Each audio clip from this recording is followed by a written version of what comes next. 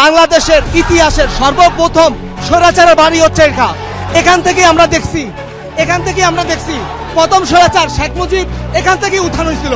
এই ৩২ নম্বর থেকে আবার হাসিনার উত্থান হয়েছে। গত 2 দিনে সারা বাংলাদেশে আওয়ামী লীগ নেতাদের বাড়ি ও কার্যালয়ে ব্যাপক হামলা, ভাঙচুর এবং অগ্নিসংযোগের ঘটনা ঘটেছে। ঢাকায় হাজারো বিক্ষোভকারী রাজধানীর ঢাকায় সাবেক প্রধানমন্ত্রী শেখ হাসিনার পারিবারিক বাড়িতে হামলা চালিয়ে তা ধ্বংস করেছে। এই বাড়িটি তার পিতা স্বাধীনতার নেতা শেখ মুজিবুর রহমানের স্মৃতি বিজড়িত এবং পরবর্তীতে এটি একটি জাদুঘরে রূপান্তরিত হয়েছিল। হামলাকারীরা বাড়িটির ইটের দেয়াল ভেঙে ফেলে এবং পরে ক্রেন বা খনন যন্ত্র ব্যবহার করে সম্পূর্ণভাবে ধ্বংস করে। পঞ্চগড় শহরে বিক্ষুব্ধ শিক্ষার্থী জনতা আওয়ামী লীগ নেতাদের বাড়ি, গাড়ি ও প্রতিষ্ঠানে ব্যাপক ভাঙচুর চালিয়েছে।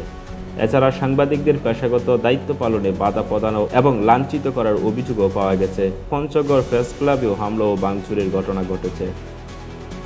জেলা আওয়ামী লীগ সভাপতি ও সাবেক মন্ত্রী অ্যাডভোকেট বীরেন্দ্র দেবনাথ শম্ভুর বাসায় বিক্ষুব্ধ জনতা হামলা এবং অগ্নিসংযোগ করেছে।